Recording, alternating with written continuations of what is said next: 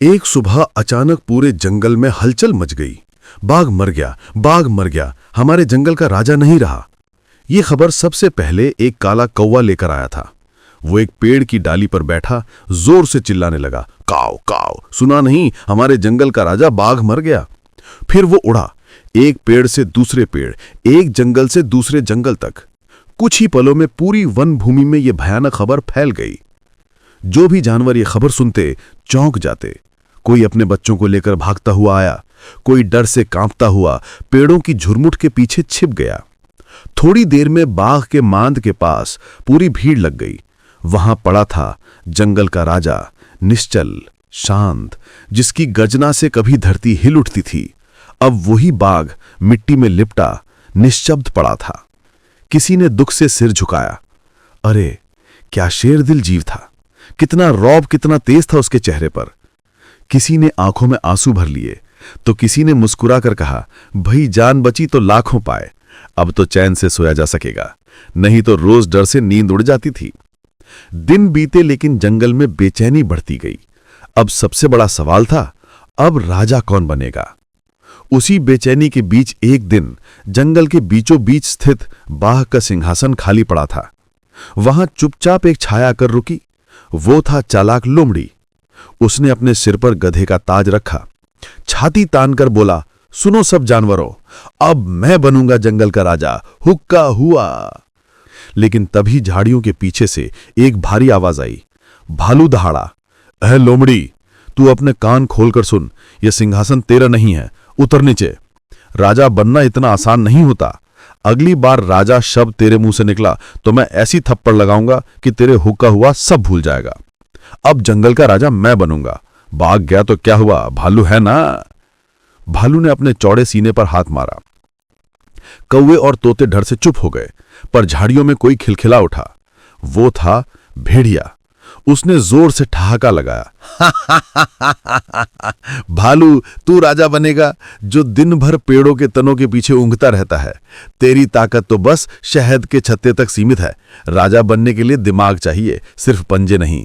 और वैसे भी मैं बाघ का रिश्तेदार हूं, उसकी फुफेरा भाई। उसने गर्व से अपनी पूंछ हिलाई, इसलिए हक तो मेरा बनता है। इतने में मैदान में किकियाती हुई हाइना दाखिल हुई। वो हंसती हंसती बोली, अरे वाह, रिश्तेदारी निकालने का यह भी नया तरीका है। तू बाघ का फुफेरा भाई है तो मैं उसका पड़ोसी थी। बाघ के शिकार का बचा खाना मैं ही तो खाती थी, अब मेरी भी तो बारी है, मुझे ही बनाओ रानी। तभी ऊपर से किसी ने तालियां बजाईं, डग डग डग।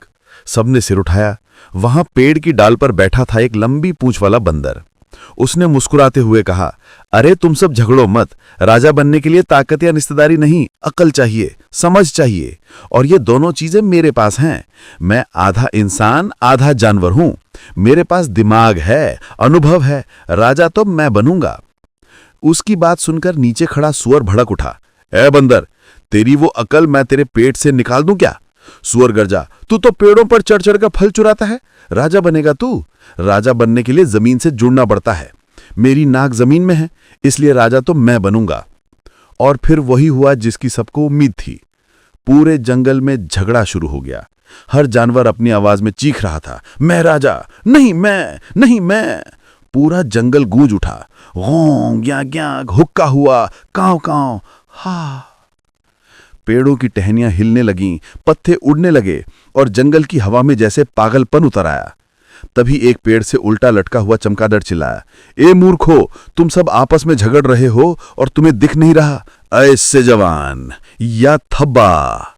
सब जानवरों के रोंगटे खड़े हो गए। हाइना चिल्लाई, भागो भागो। भालू पेड़ के पीछे छिप गया। बंदर उल्टा लटक गया। भेड़िया कांपने लगा। गहरी झाड़ियों के बीच से एक सुनहरी चमक निकली। धीरे धीरे कदम बढ़ाता हुआ एक नया बाघ सामने आया। उसकी आंखों में आग की लौ थी, डोरे पर धूप चमक रही थी, हर कदम पर जैसे धरती कांप रही थी।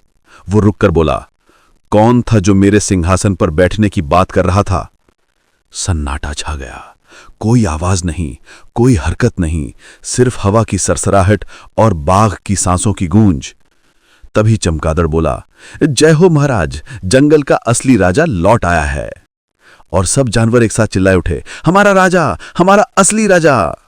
ये कहानी सिर्फ एक जंगल की नहीं है, ये मनुष्यों की उस प्रवृत्ति का प्रतीक है जहां राजा के जाने के बाद हर कोई राजा बनना चाहता है, पर अंत में समय और प्रकृति तय करती हैं।